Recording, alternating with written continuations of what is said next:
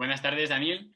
Somos 2020 y pues te entrevistamos con motivo de tu último libro, La distancia del presente, publicado recientemente en ACAL. Somos una revista que empezamos en abril, una revista que pretende ser una revista cultural y de política y actualidad. Yo soy Manuel Calvo y mi compañero es Adolfo Rodríguez. Muy bien, pues nada, muchísimas gracias por vuestra invitación y aquí me tenéis para responder a vuestras preguntas. Pues bueno, como ha dicho mi compañero, hoy tenemos con nosotros a Daniel Bernabé, periodista y escritor, que ejerce como analista político en diversos medios como La Marea, Público, RT o La Cadena SER, entre otros, y que ha publicado exitosos libros como La trampa de la diversidad o el recientemente publicado por ACAL, La distancia del presente, auge y crisis de la democracia española 2010-2020. Nada, muchas gracias por haber aceptado nuestra invitación otra vez y un placer poder charlar contigo unos minutos. A vosotros, Manuel, Adolfo, a ver qué tal. Bueno, es un libro que ha salido en septiembre de este año y que por fortuna pues parece que se está empezando a leer, la gente le está interesando y creo que en general muchos de los acontecimientos de la actualidad, como están muy relacionados con la etapa inmediatamente anterior, pues de una u otra manera tenemos casi aquí una guía, ¿no? Para poder movernos por esas procesos aguas del presente. Sí, es justo lo que iba a decir, que la distancia del presente es un repaso de los acontecimientos que han marcado la convulsa política española de los últimos 10 años y que a través de un relato de los acontecimientos que han marcado ese devenir de nuestro país en los últimos tiempos nos ofrece esta guía que tú mencionas para entender dónde estamos y cómo hemos llegado hasta aquí. Es un análisis que se distancia de la inmediatez del discurso político del día a día y de su ruido para trazar un hilo que nos ayuda a establecer relaciones entre causas y consecuencias, ¿no? Y por otra parte, al dialogar con nuestras propias experiencias, a mí personalmente me ha resultado útil para entender, para analizar mis posicionamientos durante este periodo. He de decir que este viaje personal al pasado me ha resultado en ocasiones emocionante y en alguna otra un poco vergonzante. Como cuando uno mira fotos viejas que siempre pone una mueca de madre mía, ¿por qué estaba yo pensando esto? ¿Por qué estaban estas? Y nada, preguntarte ¿cuáles son tus intenciones al escribir el libro o qué elementos pretendías situar en el centro del debate al escribir La distancia del presente? Pues mira, fíjate, es un libro que cuando estamos presentando el anterior, estamos lanzándolo prácticamente, La trampa, pues me reúno con mis editores y ellos me proponen pues, la posibilidad de hacer un libro que explorara de una u otra manera el devenir de la izquierda pues, en la última época. Claro, yo cuando me pongo a trabajar en ello me doy cuenta que es imposible no, pero que quizás sería mucho más útil hacer un repaso precisamente a toda la sociedad, ¿no? Este no es solamente un cuéntame de los últimos 10 años, ¿no? No es un libro únicamente que valga para recordar lo que ha sucedido. El libro pretende ser algo más y creo que lo consigue. Creo que a la hora, uno de los grandes problemas que tenemos es que, bueno, en fin, por nuestros trabajos, nuestras vidas y tal, la gente en general no tiene tiempo para atender a la información política con la extensión que se debería, pero es que encima esa información política, de una forma creo que premeditada, está muchas veces seccionada en pildoritas inconexas y al final la imagen general global del asunto es muy difícil que el ciudadano medio la tenga, ¿no? Este es un libro que pretende justo ir por el camino contrario. Es un libro que pretende dar contexto, pretende analizar y pretende sobre todo dejar que los acontecimientos y los personajes hablen por sí mismos, ¿no? Es una manera de entender cómo funciona una sociedad en toda su extensión. Y creo que, bueno, pues fíjate, es un libro que tiene unas vías, o tiene unos caminos muy claros, ¿no? Unos protagonistas muy claros. Uno de ellos, evidentemente, son los políticos, la política en general, pero luego está la protesta, ¿no? Todo ese movimiento que, al menos en la primera parte de la década, marcó de forma muy notable el devenir español. La economía, con una gran crisis económica con la que se inicia el libro, y luego pues la corrupción es otro de ellos, ¿no? hay una serie de protagonistas, digamos, generales del libro que son estos. Sí, pues justo en relación con lo que decías, ¿no? De cómo, pues, a través de la política y las protestas, ¿no? Los dos actores, junto con la producción principales quizá de tu libro, Sí. se desarrolló un discurso nuevo que traía debates que parecían impensables. Sin embargo, parece que cada década, un poco más tarde quizás, han empezado a surgir movimientos ultraderecha que también han conseguido capitalizar el desencanto social, ¿no? Como el Brexit, como el reciente asalto al Capitolio. Y nos gustaría preguntarte cómo crees que se puede combatir estos movimientos de extrema derecha que se están apropiando en una buena medida del discurso de cambio, ¿no? que se promulgó, pues, en los años 14-15 con el nacimiento de Podemos. Vamos a ver, yo creo que la ultraderecha está presente en nuestras sociedades de una manera diferente, de una manera más minoritaria y sobre todo sin intentando aparentar que no lo era. Creo que en España concretamente, por centrarnos en nuestro campo de juego, se produce un fenómeno a tener en cuenta que es, bueno, tras la derrota del PP en las elecciones del año 2004, esa es una derrota que no es admitida por ellos, en el fondo. Por una parte del partido que corresponde con Aznar, con la FAES, la parte más nacional del partido, que entiende, creo que de forma correcta, que aunque ellos han ganado las elecciones del año 2000 con mayoría absoluta, bien es verdad con una baja participación, pero con una mayoría absoluta clara, sin embargo han tenido una contestación social a todas las medidas, a todas las políticas que han ido haciendo. Es decir, el país en esos momentos, en el inicio del siglo, es un país, digamos, que el sentido común, de una u otra manera, sigue yendo en líneas progresistas, ¿no? A la izquierda, a la derecha, perdón, aún se la tiene un cierto respeto por su pasado franquista. Respeto me refiero a miedo, ¿no? Se tiene... Y Aznar, aunque en su primera legislatura consigue atenuar este tipo de cuestiones, va girando progresivamente, pero se da cuenta que no consiguen.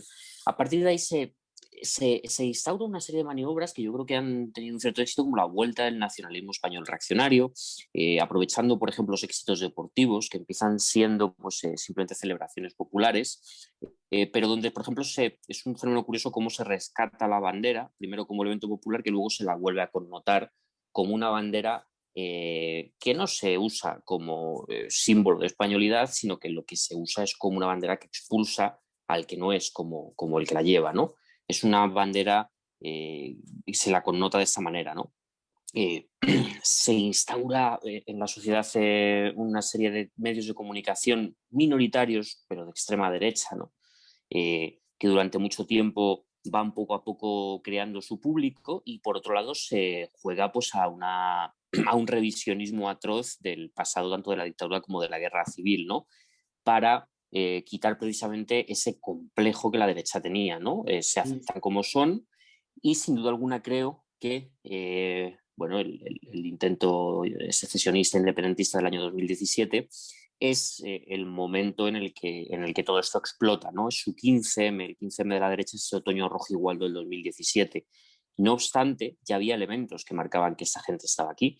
En las elecciones europeas del año 2014, las elecciones en las que surge Podemos, Vox no obtiene mal resultado. Le faltan un porcentaje relativamente pequeño para conseguir entrar en el Europarlamento, ya estaban ahí, ¿no? Sin embargo, creo que a partir de aquí, bueno, pues se explotan socialmente y ese plan de Aznar, probablemente metaforizado, ¿no?, en su persona, para llevar al PP a posiciones aún más a la derecha y para llevar a la sociedad española más a la derecha, tiene un efecto, probablemente no buscado, que es que exista un tercer partido de ultraderecha que en estos momentos, pues con la inestimable ayuda de algunos medios de comunicación, está marcando la agenda pública en muchos aspectos. Es decir, es relativamente sencillo hacer política cuando tus temas, que generalmente son invenciones, que no son un problema real en la sociedad española, son constantemente tratados como el centro del debate público. Si constantemente, pues este verano hemos visto como la ocupación parecía ser un problema nacional, cuando realmente no lo es, claro que evidentemente se les ve mucho. ¿Cómo luchar contra la ultraderecha? Bueno, esto es una pregunta muy larga, pero voy a intentar resumirla solamente en un concepto: políticas útiles. Es decir, creo que el gran problema que hay tanto en España como en otros países, es que la izquierda ha perdido. La izquierda, me refiero desde los socialdemócratas hasta la izquierda más allá de ellos, ha perdido la capacidad que tenía de transformación social porque el neoliberalismo acota muchísimo lo que son los límites de la política. Con lo cual, si tú no puedes ejercer cambios, al final tu opción política queda muy deslucida, queda incapaz de transformar nada y determinado impulso renovador, por decirlo de alguna manera, lo acaba tomando pues ese tipo de partidos que además siempre se presentan desde lo políticamente incorrecto y la rebeldía.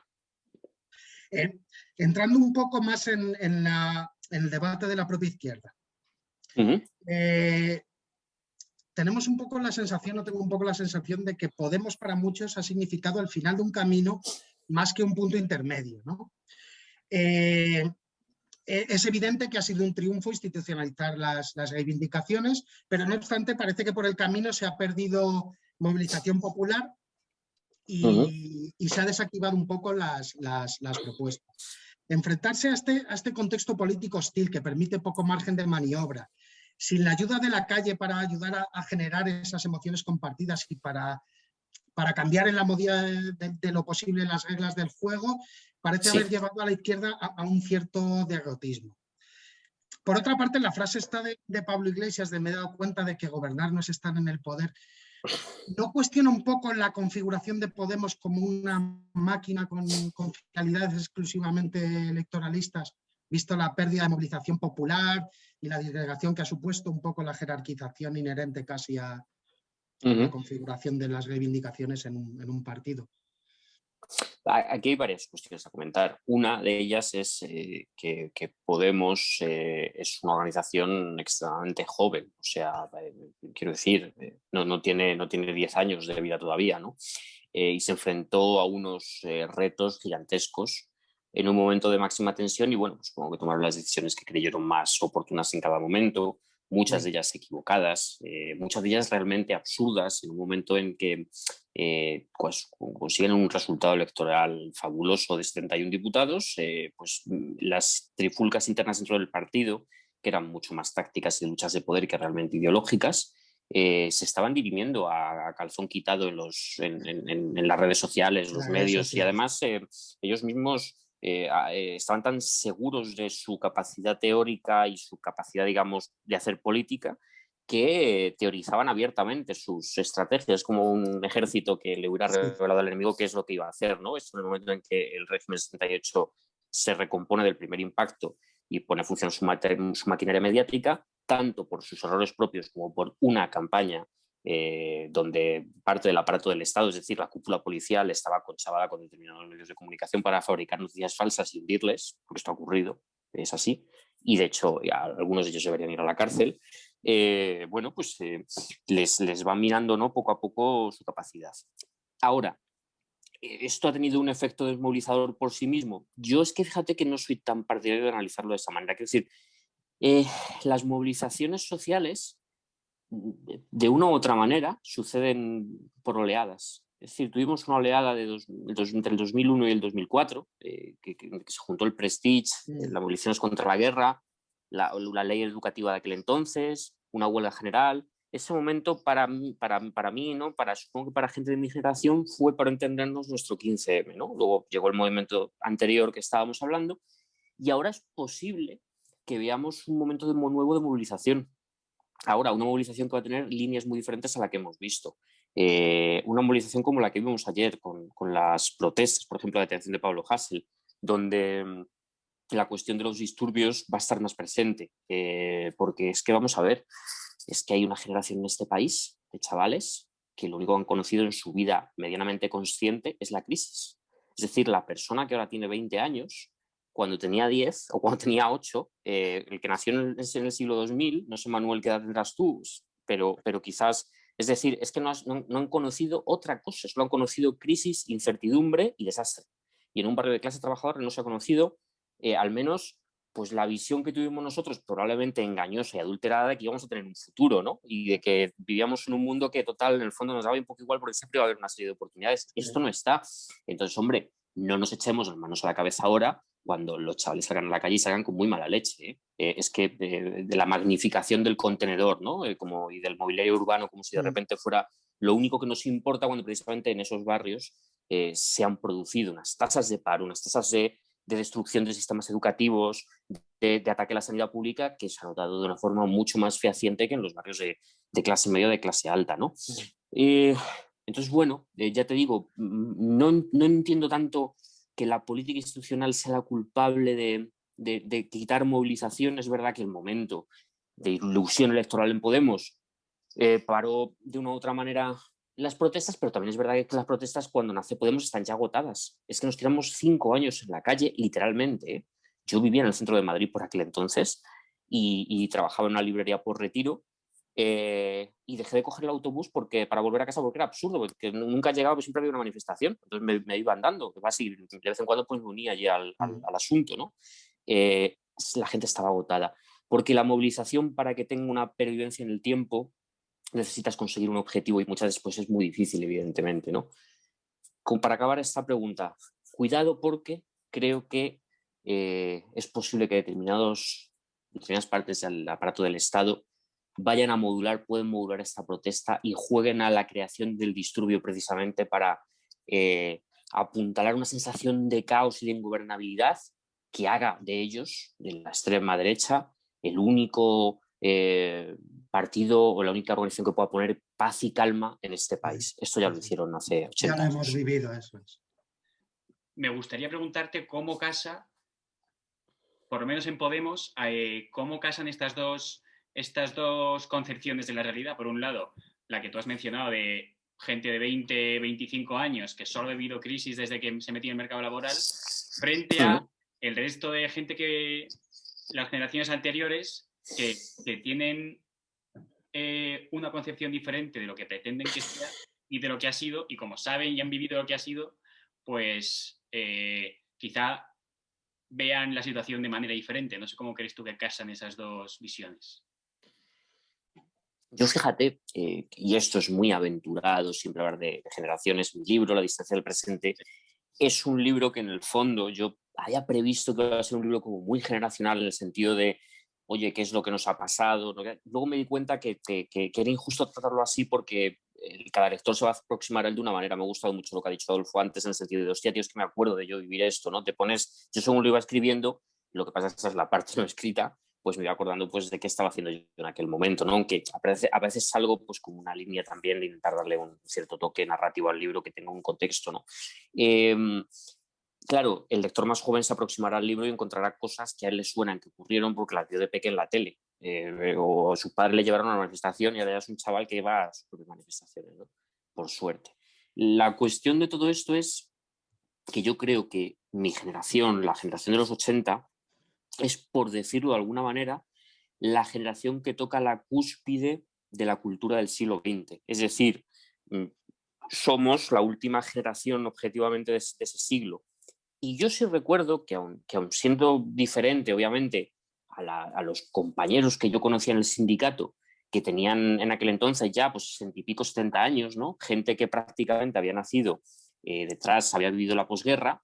Evidentemente nuestras vidas habían sido muy diferentes, pero yo con ellos sí tenía un enlace de cómo entendíamos el mundo. Entendíamos el mundo en las mismas líneas, unas líneas de clase, en una concepción evidentemente del progreso, y yo es verdad que lo que conocí, que la España de los 80 y los 90 no estuvo exenta en absoluto de problemas muy graves, pero sí era que parecía que íbamos mejor, esa idea de que parecía que íbamos mejor, y eso al país también le adulteró mucho la cabeza, ¿no? Sin embargo, creo que estas nuevas generaciones, yo evidentemente no me voy a atrever a calificarlas, pero sí creo que entienden, evidentemente, porque el contexto es diferente, el mundo en otras líneas, ¿no? Es muy probable que sean generaciones que no han conocido nunca o no van a conocer un trabajo estable. Yo ya la mía, hay personas que conozco que sí tienen trabajos estables, yo nunca lo he tenido, ¿no? La propia estabilidad emocional con sus parejas, la propia estabilidad de la vivienda, son cuestiones que se han vaporizado. Y creo que eso sí va a marcar, por no meternos en el jaleo de lo generacional, eso sí que va a ser una línea muy interesante, y que el que la quiera explorar y quiera tirar para adelante con ella, dará con un resorte político importante. Cuando hablábamos de las políticas útiles que marquen certezas en un campo de permanente incertidumbre. Muy probablemente ya no vayas a poder ilusionar y prometer por el progreso, pero sí tienes que prometer por la certeza, por la seguridad, por el asidero. Y creo que en ese sentido, la ultraderecha, aun siendo absolutamente falsa y mezquina en sus postulados, ofrece unas certidumbres a la gente que se quiere sumar a ella que la izquierda no está sabiendo encontrar. No digo que sean ciertas, digo que las ofrece, ¿no? Son muchas veces certezas basadas siempre en la expulsión de alguien ajeno, de un enemigo ajeno, ¿no? Bien los nacionalistas periféricos, bien los extranjeros, bien los malos españoles rojos, ¿no? Siempre hay un enemigo que te permite comprender este asunto, ¿no? Pusiste un tuit en el 2018 en el que decías algo así como que el gran problema o la gran tragedia del siglo XXI era que cuando tirabas una moneda al aire o te salía por el lado de Virgin Despentes o te salía por el lado de Jordan Peterson. Me gustaría preguntarte cómo ves ese lanzamiento de moneda en la izquierda. Si cae por el lado de el debate de la posmodernidad, el debate de qué es obrero y qué no, y luego, como terminabas el tuit, ¿no? ¿Quién acuña la moneda en la izquierda? ¿No? ¿Dónde reside la hegemonía discursiva? Pues voy a tener que buscar porque no me acordaba y la verdad me parece un buen ejemplo de la situación. No, es que es cierto, es que, a ver, el problema que tenemos en este debate que se da muy habitualmente en la izquierda, que es un debate muy falso, muy adulterado y que no solamente no se adultera la forma de, es decir, el trumpismo es retórico, la izquierda alternativa o el progresismo liberal, mejor dicho, también lo utiliza. Es decir, en vez de enfrentarse a las críticas que se le hacen, lo que hace es transformar la crítica, crear un hombre de paja ahí. ¿Por qué digo esto? Yo mismo he sufrido y sufro, de hecho, este fenómeno en el que se me acusa de todo tipo de no dar la importancia a las políticas de la diversidad que tienen o al feminismo, de decir que son cuestiones secundarias, de decir que los obreros son solo los que tienen mono azul. Es decir, justo lo contrario de lo que yo digo en mi libro. Pero no es una cuestión opinable, es que está escrito. Es que yo en el libro lo que intento explicar, en el anterior libro, La trampa a la diversidad, es de forma errónea acertada, pues, hacer una crónica, no es una teoría sociológica cerrada o política. La trampa de la diversidad es un título, no es una teoría, es simplemente pues, un análisis de cómo el neoliberalismo, por su capacidad de hacernos competir, consigue que solo atendamos a uno de nuestros factores, que como personas pues somos, evidentemente estamos formados por muchos, ¿no? Y que la izquierda pues, ha seguido, digamos, esa línea de enfrentamiento que creo que no se da cuenta pues, que la propia cuestión de la diversidad actúa como una moneda de cambio en un mercado. Eso es básicamente la idea del libro, ¿no? Una idea que no se atiende a ella, sino que se prefiere crear ese trampantojo para desviar la atención ahí. ¿Qué es lo que ha ocurrido? Que de tanto insistir en ellos se han surgido en la izquierda movimientos muy poco representativos objetivamente, pero que se les da mayor importancia, que sí son reaccionarios, desde mi punto de vista, y que sí dicen eso, de que lo único importante es el factor trabajo, ¿no? Entonces es un fenómeno curioso este, ¿no? La situación es que más allá de este debatito, sí existen los problemas reales que no se están sabiendo resolver y crean mucho más conflicto y ponen mucho más palos en las ruedas de lo que ayudan. Con lo cual, al final, independientemente de lo dicho o lo escrito, pues la izquierda sí tiene un problema, y la izquierda tiene un problema que desde mi punto de vista se llama progresismo liberal.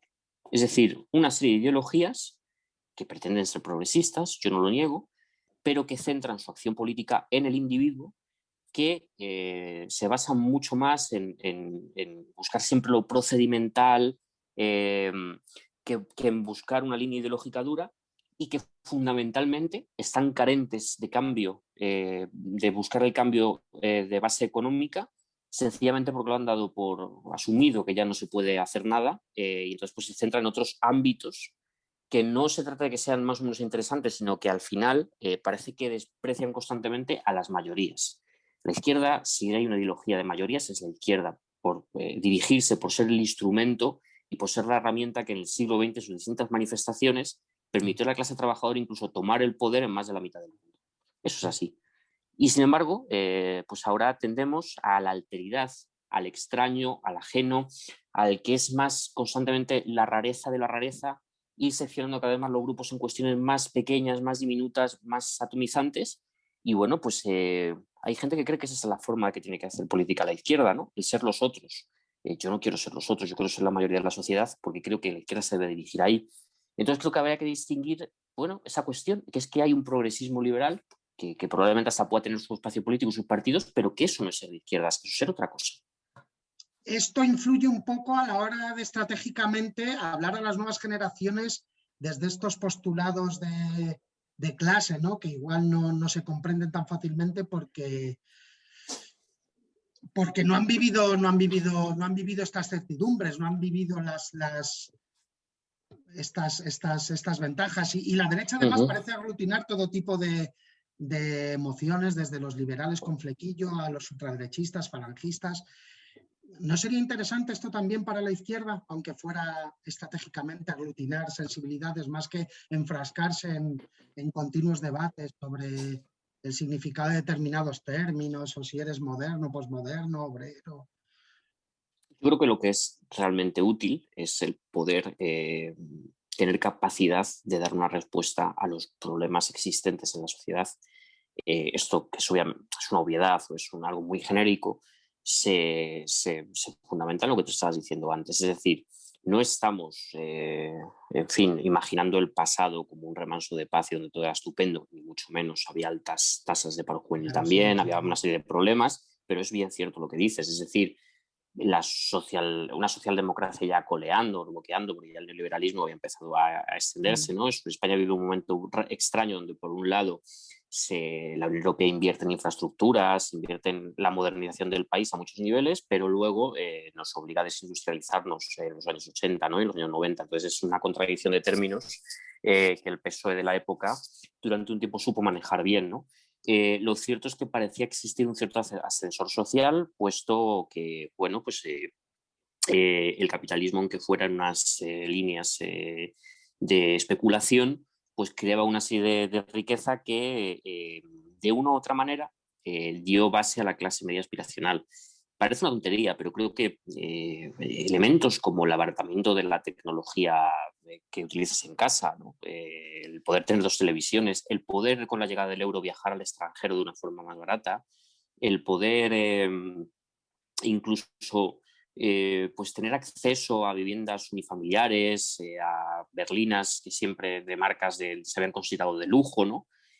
Todo eso, aunque el ascensor social se destruyó en la década, se paralizó de forma completa en la década del 2000 al 2010, cuando llega la gran recesión, sí dejó como un fantasma que yo lo llamé la clase media aspiracional, es decir, clase trabajadora que realmente no tenía ya una capacidad objetiva de ascender socialmente o de mejorar su vida en términos reales, pero que sin embargo sí pensaba mediante la adquisición de una serie de estatus que estaba cambiando de vida, ¿no?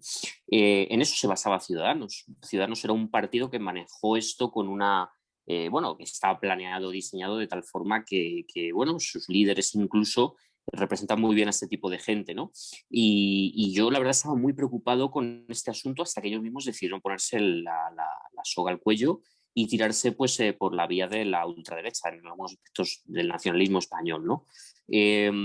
Claro, ¿qué es lo que tenemos? Pues que esos mismos individuos que lo que querían era tener el mismo sub que su jefe, ahora probablemente sigan en esas líneas, no lo pueden conseguir, pero además encima tienen metido una educación política, porque sus propios líderes así lo indicaron, muy reaccionaria en muchos aspectos, ¿no? La izquierda debe copiar a la derecha en esa capacidad de, digamos, de la emocionalidad y tal. Yo creo que la izquierda lo que tiene que hacer son políticas de izquierdas, es decir, no se trata de debates sobre terminología, no se trata de que haya que decir clase trabajadora 15 veces, porque eso no es realmente útil ni efectivo, pero sí darnos cuenta que, por ejemplo, esta pandemia nos ha demostrado de una forma muy diáfana en esas 7 semanas primeras del confinamiento, cuando el país estaba absolutamente paralizado, cuáles eran los temas y ejes que realmente afectaban nuestra vida. Y todos giraban en torno pues, al trabajo, giraban en torno a la vivienda, giraban en torno pues, a lo que es la economía de la vida cotidiana. El problema está ahí. El problema es fundamentalmente ese. Es un problema que no solo atañe a la izquierda, sino de la que la izquierda también ha sido víctima. Es decir, se ha preferido, en las sociedades europeas, se prefirió atacar a aquellas opciones nuevas que aparecieron no solo a podemos ver el caso de Syriza en Grecia, un país al que se le machacó impunemente. Y claro, al final esto tiene la contrapartida de que aquellas opciones críticas con lo existente pues han sido muy, muy dañadas y en todos los países europeos han dejado, digamos, un cierto espacio para una ultraderecha que en algunos de ellos sí aprovecha ese componente populista, pero que en España yo creo que Vox no lo sabe hacer, entre otras cosas porque se les ve de lejos que son señoritos a caballo, ¿no? Sí. ¿Qué es lo que ocurre? Que si nadie, o en general nadie apuesta por las políticas líneas de clase, es muy difícil que eso se visualice. En ese sentido, pues mira, yo en ese sentido creo que, por ejemplo, el Sindicato de Comisiones Obreras en esta última crisis ha hecho un papel muchísimo más importante del que mucha gente se piensa, o el propio Ministerio de Trabajo al mando de Yolanda Díaz. Es decir, hay cosas que sí se están haciendo bien. Lo que ocurre es que me da la sensación que en vez de apostar por esos ejes que realmente sí crean consenso y que realmente sí crean cambios, aunque sean pequeños, pues se apuesta por otro tipo de ejes que es que, vamos, no es que sea desde mi punto de vista, es que desde hace 20 años nos están llevando, pues, no solamente en España, sino en el resto de Europa, a la práctica desaparición de la izquierda en el continente. Sí. No obstante, sí que le doy cierta importancia a la capacidad del relato. Es verdad que no es por sí mismo una herramienta que vaya a dar resortes que puedan cambiarlo todo por sí mismo, pero sí que es verdad que viendo nuestro pasado reciente con la erupción de Podemos, nos cansamos un poco de un debate polarizado en dos vertientes. Un discurso político académico excesivamente complejo sobre estrategias políticas, el significado del populismo, y otro mensaje simple y genérico, como el de la casta, que como bien señalas en el libro, ha permitido que penetren este tipo de ideologías que no son propuestas precisamente progresistas. ¿Qué tipo de discurso es capaz de aglutinar a la gente a la vez que no abre huecos para que se cuelen este tipo de propuestas reaccionarias? Aunque has señalado que el discurso por sí mismo no cambia la realidad material, pero sí que creo... Quiero decir, al final las cosas hay que contarlas y hay que saber contarlas. Claro. Y evidentemente lo que es la batalla cultural es algo que la izquierda había tenido olvidado durante mucho tiempo. La batalla cultural no como las políticas culturales, sino como la idea de que la cultura es el sustrato donde el poder echa raíces y crea una serie de consensos y sentidos comunes que son los que determinan en general pues las opiniones de las personas que conforman una sociedad, ¿no? Y que son muchas opiniones muy mediadas, muy dirigidas por ese espíritu de época, ¿no? El hecho de que nadie prácticamente se planteara abiertamente ni se atreviera además a decir que lo de los impuestos que no, hace unas décadas, y sin embargo que ahora pues haya gente que haga bandera de ello. Esa es la gran diferencia, porque los ricos pagar impuestos nunca han pagado. O sea, con ingeniería fiscal, SICAPs y este tipo de mierdas se conseguían escapar y se les permitía además, por otro lado, las grandes empresas tributan poquísimo, los fondos del IBEX tienen en paraísos fiscales diferentes ingenierías para... En fin, eso es lo que ocurría, pero no lo decían, lo hacían, pero oye, que impresionante. Ahora que unos tipos saquen bandera, da medida de un cambio cultural que se ha impulsado evidentemente desde la derecha. Tú, claro que tienes que entrar ahí en el sentido de una batalla por el relato. Ahora, tienes que tener en cuenta que tienes que tener los resortes para hacerlo. Y los medios de comunicación, como bien decías en tu anterior pregunta, no solamente es que sean unos medios de comunicación controlados por dos grandes corporaciones, básicamente que dominan el 80% del espectro en España, sino que es que los propios profesionales que lo conforman, pues como bien decías antes, las profesiones comunicativas en general, artísticas y todas aquellas profesiones que están relacionadas con la creación de este relato están tomadas por profesionales de clase media, porque son los que se pueden permitir un tiempo desde que empiezan a trabajar hasta que se consiguen estabilizar, donde prácticamente no cobran, y eso alguien de una familia de clase trabajadora no lo puede hacer. ¿Cuál es el efecto de esto? Que incluso aquellos profesionales progresistas al final siempre son progresistas liberales, aunque ellos mismos se crean radicales de izquierdas en algún caso, piensen que tienen un... No, son progresistas liberales y por eso no entienden, no apoyan, hacen lo posible por, incluso algunas veces de forma, es decir, no a propósito, por determinados temas, pues dejarlos a un lado.